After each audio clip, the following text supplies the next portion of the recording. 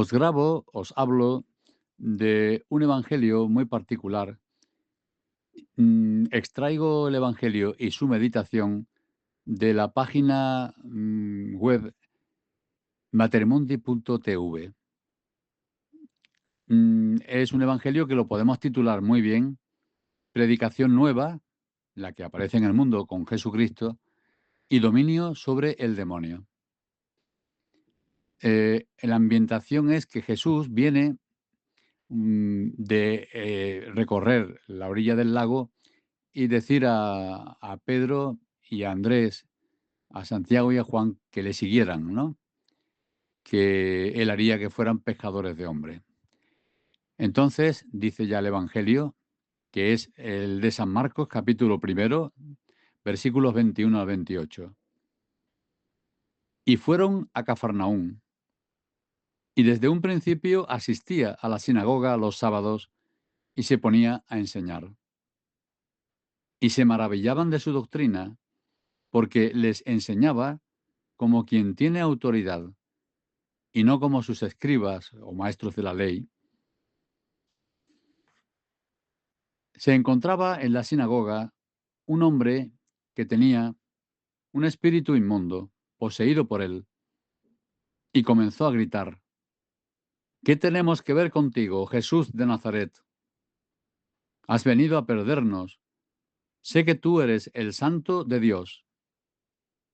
Y Jesús le ordenó: Cállate y sal de él.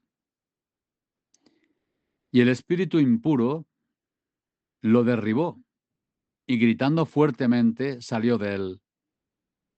Y todos se espantaron y se preguntaron unos a otros: ¿Qué es esto? Una predicación nueva hecha con autoridad. Manda a los espíritus inmundos y le obedecen. Y su fama se extendió por todas partes en toda la comarca. Ahora la meditación la voy a basar en la que Mater Mundi tiene sobre este pasaje. En las sinagogas, en general, después de las oraciones y de las bendiciones que componían la parte primera del servicio, el servicio religioso, se solía leer la escritura y también se explicaba. Era costumbre ceder la palabra a algún personaje entendido que concurriera al lugar. Así fue como Jesús pudo perfectamente hablar a menudo en las sinagogas. Asiduamente concurría los sábados para aprovechar cualquier resquicio, para aprovechar toda oportunidad de comunicar las ideas del reino, lo que era su evangelio. La gente se admiraba de su doctrina, porque, y es que pasa una cosa, la doctrina verdadera, la del evangelio, es tan sugestiva, es tan convincente, tan clara, tan asequible a cualquiera, resolvedora de todos, absolutamente todos los problemas, descubridora de Dios, de un Dios bello y próximo, nada más y nada menos como Padre. Es una doctrina que resuena dentro melodiosamente, componiendo el Espíritu Santo en lo íntimo nuestro, en lo íntimo de cada persona, la melodía que asombra y que entusiasma. Sucedáneos de la verdadera doctrina es lo que realmente trae al mundo aburrido, incrédulo, desilusionado. Los mismos que predican esos sucedáneos, esgrimiendo el nombre de Cristo, no los creen de corazón y resultan máquinas parlantes o profesionales que cumplen su oficio y además viven de él. Al enseñarles Jesús, no lo hacía como los doctores de la ley. Estos, entonces y ahora, sacan de libros y de autores, de maestros y teólogos, de citas y tradiciones, sacan una explicación de empedrado, una teoría vacilante, opiniones y controversias. Jesús, sin embargo, se apoyaba en la Escritura y hablaba contundente, seguro, sin vacilación. No limosneaba opiniones de hombres. Parecía que Dios le hablaba en su mente y de su interior sacaba la verdad. Esto a Jesús le perteneció como a nadie. Y es que la palabra del Padre era Él. Era la palabra del Padre hecha hombre, hecha carne, visible, tangible. Y en Él, quien quiera que hable, tendrá que fundarse. Pero, eso sí, ha de ser tan viva la verdad en su discípulo que no extraiga de estanterías opiniones, sino que de su interior fluya, mane, como mana el agua de una fuente, fluya la verdad que dentro vive, la que envió Dios, y si le ha hecho a él también vida. Entonces, tanto Jesús como su discípulo hablará con aplomo y no como los escribas, científicos, rastreadores de la verdad, pero que no son familiares de ella. Por eso Jesús decía, sus hijos, los hijos de la verdad, los hijos de Dios, glorifican a la sabiduría,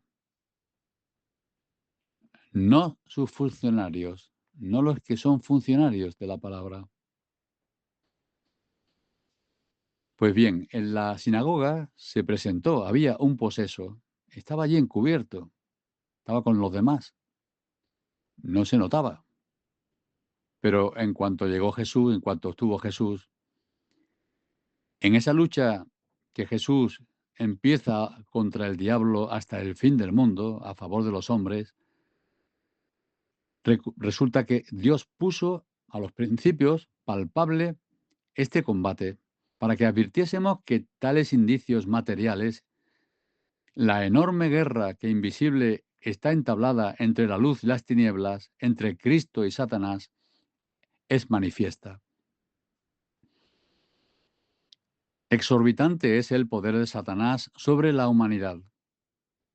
Jesús lo apellida, príncipe de este mundo. La caída, en el pecado original, fue una caída del hombre bajo su tiranía, bajo su esclavitud, esclavo de él. Poderío sobre las almas, poderío sobre los asuntos materiales. Por ejercer tal influencia, generalmente de incógnito, no se percatan los hombres de que es el diablo quien mueve 1000 esferas y trastrueca posiciones. Cuando se va entrando mucho en la vida del Espíritu Santo, en la vida de Dios, se le va acabando al demonio la invisibilidad, se le va descubriendo y él se va manifestando para que no se le escape quien va entrando en esa vida. Y se le atisba en sus manejos. Entonces es cuando combate más cara a cara y se conoce una suprahistoria y un supramundo del que es una parte integrante, solo una parte integrante, el nuestro, visible, el que tenemos aquí en la tierra. ¿Por qué está libre el demonio? ¿Desde cuándo y hasta cuándo dura este encuentro contra Dios? ¿Hasta dónde se entera de las cosas? ¿Cómo Dios le limita y le ciega? ¿O él se ciega? Son cuestiones en el aire que realmente no es preciso resolver. Jesús nos aporta el conocimiento suficiente y más que suficiente para obrar. En la oscuridad restante, que no vemos, pues marchamos seguros con la luz de la fe en los consejos, en los consejos de Jesús, en su evangelio. Ha conocido el diablo que Jesús es el Mesías. Se quema de ira advirtiendo que está en la existencia su mayor adversario, quien le arrastrará y le arrancará la presa. Ahora el príncipe de este mundo será echado fuera, nos dirá Jesús más adelante, en la última cena. Sabe que será largo, dice, el demonio sabe que será largo el forcejeo, que entre tanto conservará mucho de su despotismo sobre los hombres, que de actuar él sin tregua vendrá a diferir la generación de hijos de Dios o disminuirla. Por eso pelea sin desaliento, pelea con inquina. Por eso los hombres aceptan sus dádivas y sugestiones y tardan en pasarse al Evangelio. Realmente muchos que se proclaman del Evangelio están realmente todavía con Satanás. Brilla la luz en las tinieblas, brilla la luz en las tinieblas, y las tinieblas no la recibieron, dice San Juan en su prólogo de Evangelio. Pero eso sí, a cuantos la recibieron, les dio poder de ser hijos de Dios. Y estos últimos son los que componen el reino de Dios. En esto, en la caridad, en el amor al prójimo, se distinguen los hijos de Dios de los hijos del diablo, dirá San Juan en su primera carta, en el capítulo 3. Era un espíritu inmundo el que estaba en este hombre. Estos espíritus los hay de diferentes niveles y de distintas maldades.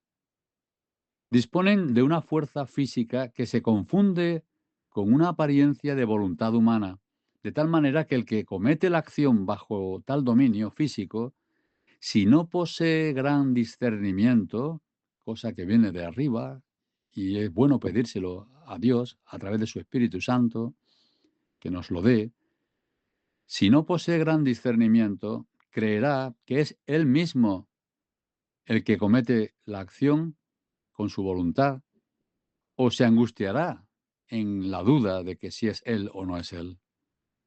Necesitamos siempre la ayuda de Dios. Rabioso está el demonio, el espíritu inmundo, porque estaba presente quien podía más que él, y escupió su protesta. El malvado pretendía que le dejara en la práctica, en la pacífica posesión de su hacer daño. Has venido a perdernos, le dice. Como era un inconveniente por entonces declararse abiertamente Mesías, pues no estaban los ánimos para renunciar a sueños de grandeza patriótica como tenían los judíos, ¿no? Y espectacularidad triunfal sobre las naciones, Jesús tenía que ir lentamente manifestando la idea de que el reino de Dios es de otro estilo, que está en la caridad, en el amor al prójimo, que los tales, los que aman, son los hijos del reino. Los demonios trataron de reventarle el plan. Tú eres el santo de Dios.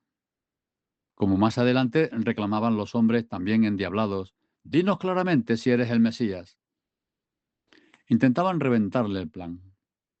Intentaban además quitar lo que Jesús tenía de humano, de humanidad, que era 100% hombre, aunque fuera también 100% Dios. Esa unión de matemáticas divinas, celestiales. Pero Dios quiso tenerlo, mandarlo al mundo como modelo para nosotros. Sufrió como nosotros, le dolía todo como nosotros. Pasó angustia, pasó hambre, de todo. Exactamente como un hombre, solo que, pudiendo pecar, libremente no pecó. Le intimó Jesús dos órdenes. Una, callar, y otra, salir del hombre. Un grito feroz soltó el demonio. Intentó antes estrellar al desventurado, pero no consiguió más que derribarlo. Desapareció. La gente se quedó espantada. El poder sobre los demonios los tenía pasmados, su predicación también pasmados, y es que tanta seguridad, tan bello contenido, es que era la doctrina del reino, era el Evangelio.